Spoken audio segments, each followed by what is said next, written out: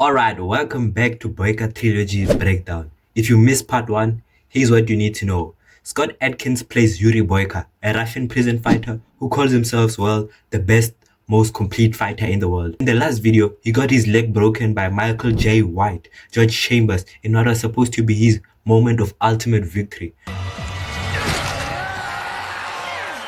Now, 3 years later, we are back for Undisputed 3, Redemption. And let me tell you, this is where the series goes from pretty good to fire. This might be one of the best martial arts movies ever made. We are back at Kronia Russian prison. We get to see that the fights are still being hosted and pretty much nothing has changed, and this shows the corruption still there. We then see a man cleaning the dirty toilet floors of the prison. You see a man who looks homeless and looks like a madman. This opening immediately tells us everything we need to know about this character. Just doesn't give a damn. We are then introduced to our new champion of the prison, Skykov. He's brutal and confronting, just pure strength, only the opposite of Boyka. But this is Gaga, a prison boss. He used to pop in once a while, but now he can freely roam in the prison, actively proclaiming that this is his yard. This just shows how much power he has now, that he can just walk around the prison without fear of government intervention. This warden still looks like a pig. Remember the madman we saw? That's actually Yuri Boyka. He is still broken from the leg injury, but you know he would rip you in pieces if he wanted to. The man who once dominated underground fighting is now literally cleaning up other people's messes. Even Gaga couldn't recognize him without the leg limping. Just shows how he just uses and forgets you if you are of no use. Boyka tries to get parole, but is unfortunately denied for another 15 years. And although this is heartbreaking, he still trains his leg to one day come back to his top state, which he reminisces.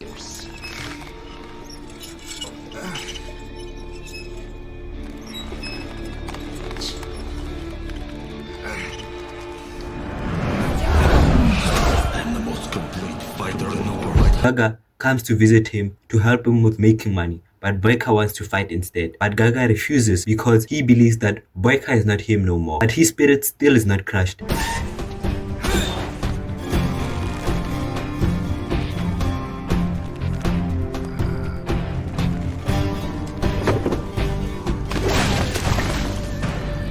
With increased power comes increased money and greed. And our boy Gaga is now staying in a luxury office instead of the club he used to operate the club, which shows that now he's more powerful. Boyka hears about something called the prison spets competition, and his entire demeanor changes. The janitor appearances disappear, and for a moment, we see the fighter that we once knew in the underneath. It's like watching a sleeping dragon wake up. When Boyka challenges Vladimir Skykov, the current prison champion, everyone thinks he's gone mad. This down bad janitor wants to fight the guy who took his place. But then the fight happens, and Boyka reminds everyone that he's still one of one. Despite his injured knee, Boyka destroys Skykov with a combination of technique, brutality, and sheer determination. Boyka still feels the need to prove to himself that losing to that American boxer didn't define him. Although he won, his leg still feels the weight of the exercise. After the win, Boyka is then transported out of the prison to where the tournament is being held. We get introduced to Gorgon prison in Georgia, which makes the Russian prison from the last movie look like a resort. This is where we see the other fighters in the tournament, all from different countries. We move to Gaga playing in the big leagues, and the matches are more organized and presented in a legit casino. This place is run by Warden Kuss, who's basically what you'd get if you took a military drill sergeant, gave him absolute power, and removed any trace of human decency. Royal Dolor from Colombia. He's the champion of this prison, so he pretty much gets all the benefits. Lam, Camp 14, North Korea, murder. Andrew Craig, Sisek Penitentiary, Croatia, killed 2 people. Petros Mavros, Koritalos, Supermax, Atin Greek, kill 3 peoples. Jean Dupont, Le Bonnet prison, Marseille, France, murder. They are all irrelevant side characters, but they all have one thing in common: a body under their belt. This is Jericho, also known as Tebo from the USA. I'm telling you, the stereotypes that are conveyed in this character is actually being executed perfectly. Sorry, what did you say? Oh, I said you was a charming motherfucker, sir. If you'd rather go home, we can arrange for that. That's exactly where I'm headed. Soon as I get done with this bullshit here. Then I suggest you keep your mouth shut. Well, you the only one talking, nigga. annoying, and talks too much, your typical American. This movie would have been cancelled if it was released in this era, but that just makes for a great movie. Each fighter represents the prison system's elite. And the movie does a great job of giving each one a distinct fighting style, but the real dynamic is between Boyka, Tebo, and Dolor. Those are the key characters. Then we meet the big boss. Call him the chairman if you want, cause his aura is crazy. He looks like he served in World War II, and his eyes are just screaming ruthless. He pretty much thanks the other underworld bosses for joining the syndicate and helping to organize the fighters who were brought by them to one prison to join the tournament, to well make money off of them. Pure Squid Game mentality before Squid Game. The prisoners are then sent to dig gold, I guess, cause they're genuinely hitting rocks. Tebo and Boyka get in an argument immediately. Tebo with his American mouth is annoying. Boyka is just irritated by this because all he does is yap and complain about what he hates, which Boyka hates. This Colombian is just chilling, but every movie has to have some kind of addict, and the Colombian, Dolor, is addicted to that white powder, which the warden provides, creating a weird relationship of dependency. The tournament begins, and the fight choreography is absolutely insane. Each match showcases different fighting styles. Brazilian Jiu-Jitsu. Of course, Boyka's hybrid Russian combat system. Tebo's fighting is unique, but he has this technique he uses that is really weird and it adds a lot of flair to it. No cap.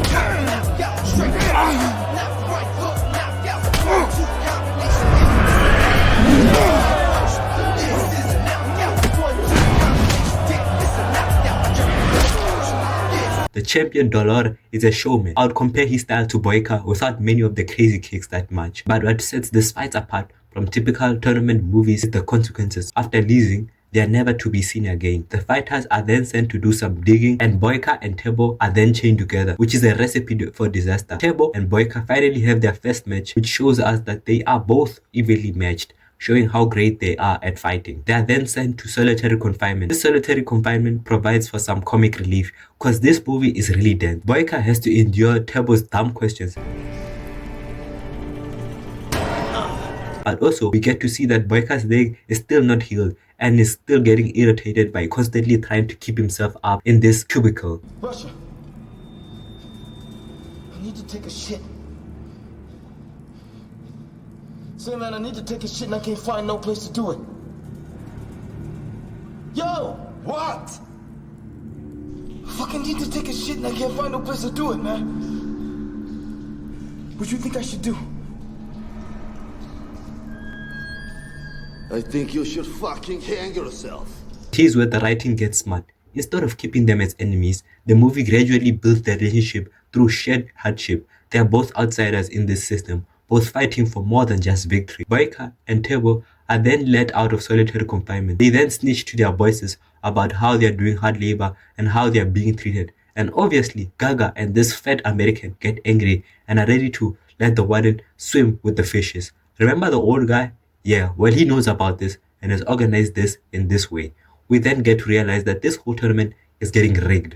The Colombian is getting the best treatment so that he can have full energy and can be guaranteed to win, while the other fighters are getting tired out of labor. And all these bosses are going to put money on the Colombian and hopefully win big. Literal definition of insider trading. Gaga and the fat guy just have to let it be and sip on whiskey, because what are they going to do? Tebo realizes that this is all a setup to weaken them while keeping the Colombian strong. Boyka obviously knew this and knows that in prison you are not just in the ring fighting against people. You're obviously fighting against the people who control the ring to make money. Tebo and Boyka are getting really close, and obviously the warden sees this and sees this as a threat. So then he decides to take them on double shifts to do labor to further weaken them and ensure their plan goes well. Joke. Now I'm supposed to fight like this. They starved me out. This is You cry too much. Fuck you. Then quit. Go back where you fucking came from. Maybe we can turn this around. What the fuck does that mean? We can turn to our advantage. Improvise, adapt, overcome. How? We can say this is work, or we can say this is training. This digging work serves multiple purposes. Obviously, they show us how brutal conditions are at this prison. They also function as training montages in disguise. Boyka and Turbo start turning their labor into workout routines. These guys are finding ways to prepare for the tournament even while being systemically weakened. Well, can't get training time? Turn rock breaking into strength training. Can't get enough food? Use the hunger to fuel your anger. Turbo during the training also realizes that Boyka's knee is getting overwhelmed and points this out immediately to Boyka, which Boyka angrily refutes and says it's fine, so as to not give Turbo the advantage by using this as a weakness later on.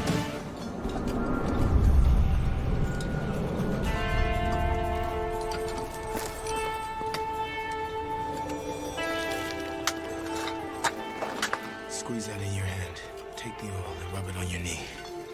Turbo's gesture shows us that he's not a selfish person. What I can't figure out is how Turbo knew and identified this flower as a natural medicine that can be used.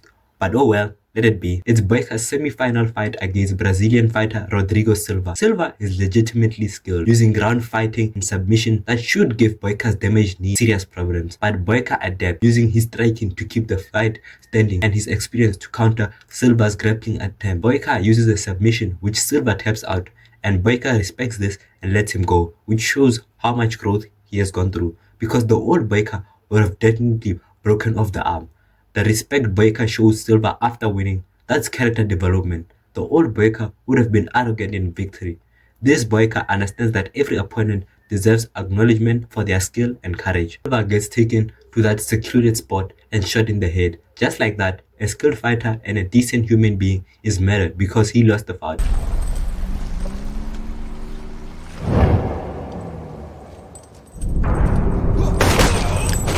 The old guy is growing worried about how strong Boyka is, and if Turbo is also strong, that might be a problem in the future. So they quickly need to deal with this, which the warden deals with perfectly. This is ensuring that Dolor reaches the final. They are willing to cripple Turbo to make it happen. This corruption is so blatant, it's insulting, but it also makes perfect sense for a business perspective. What makes Dolor interesting as an antagonist is that he's not just physically imposing, he's psychologically manipulative. I thought he must be muy peligroso. But then he lost. He lost to an American boxer. They say Boyka's a wounded horse now. He's a champion of the toilets.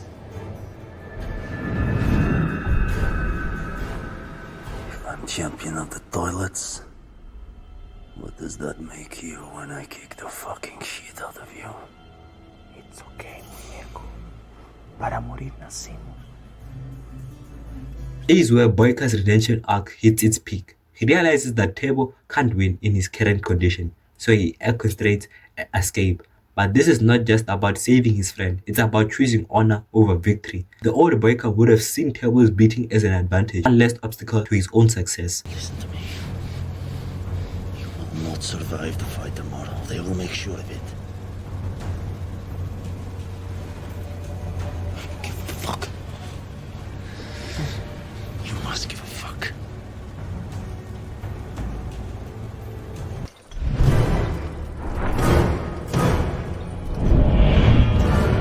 Boyka risks everything to save a man who's basically become like a brother to him. While at work, Boyka decides that Turbo will run to the forest because the site is not heavily guarded. Boyka tries to break the chain, but the guard sees this and they start trying to stop them. They get into a fight which Boyka and Turbo overcome by overpowering them. Boyka gets the keys and lets Turbo free.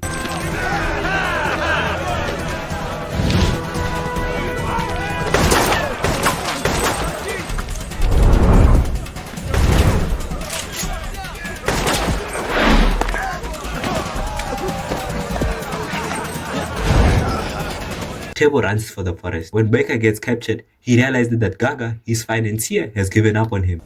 Excuse me. You fucking Judas! Okay. Okay, I'm a fucking Judas. Now, that makes you what? Jesus? No. That makes me angry.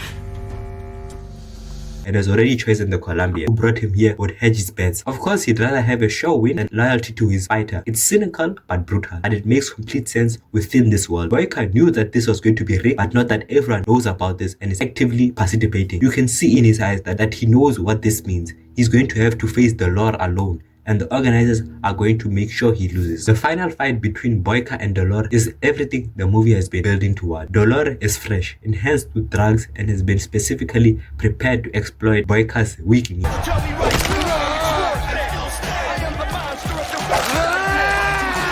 When he kicks Boyka out of the ring early in the fight, it looks like the fix is in and our hero is finished.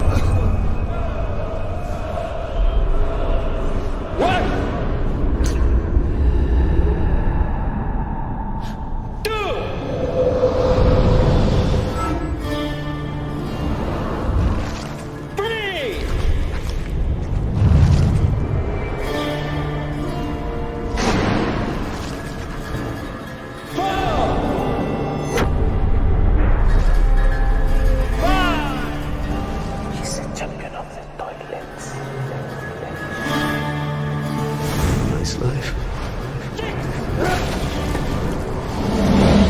Improvise, adapt, overcome.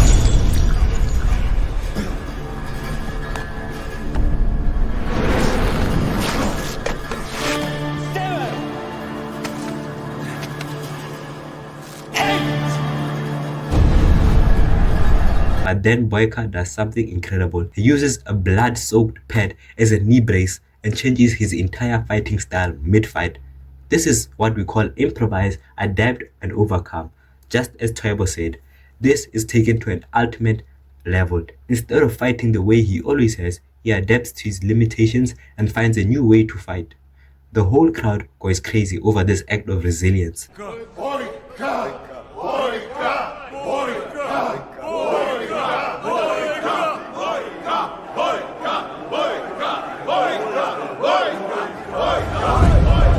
When Boyka breaks Dolor's tibia with that perfectly timed counter, it's not just a spectacular finish, it's poetic justice. Dolor spent the entire fight targeting Boyka's damaged knee, so Boyka responds by destroying his opponent's healthy one. The shot of Dolor's leg bending in a way legs shouldn't bend is genuinely hard to watch, but it serves the story. This is what happens when you underestimate someone who's already lost everything and has nothing left to lose but his honor. The aftermath of Boyka's victory triggers a mob war as all the rigged bets fall apart. I absolutely guarantee it. You ancient fuck. You just cost me $5 million, Rezo. I'm gonna eat your brain with a spoon. You understand me? I'm gonna eat your fucking brain with a spoon. This fat American guy storms into the warden's office and starts shooting everyone inside because he placed the bet and now he's losing everything.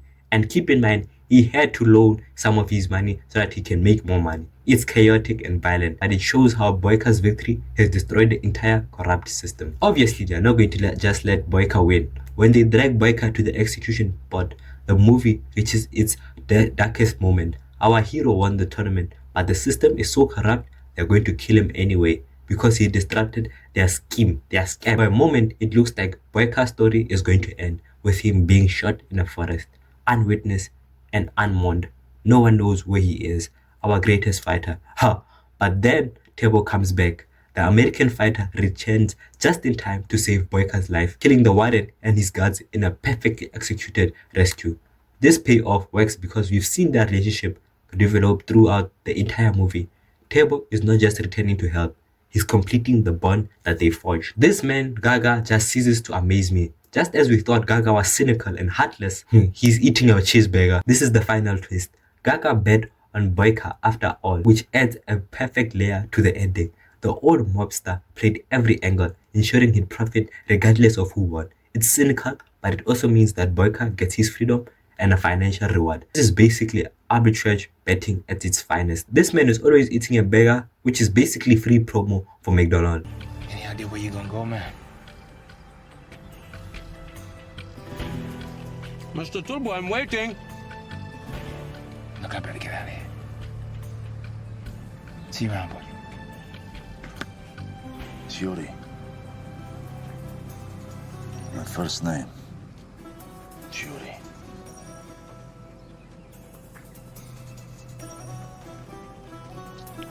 Jericho. Jericho? Yeah. I know his shit, huh?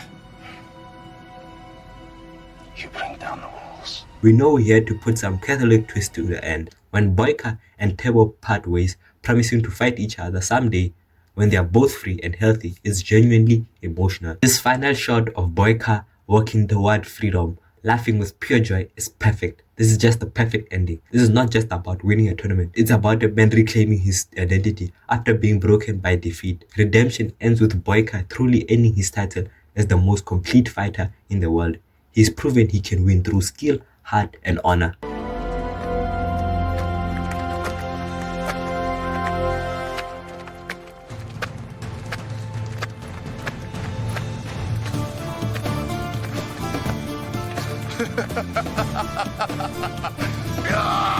Well, now that he's free, how are they going to prove that Boyka is not free?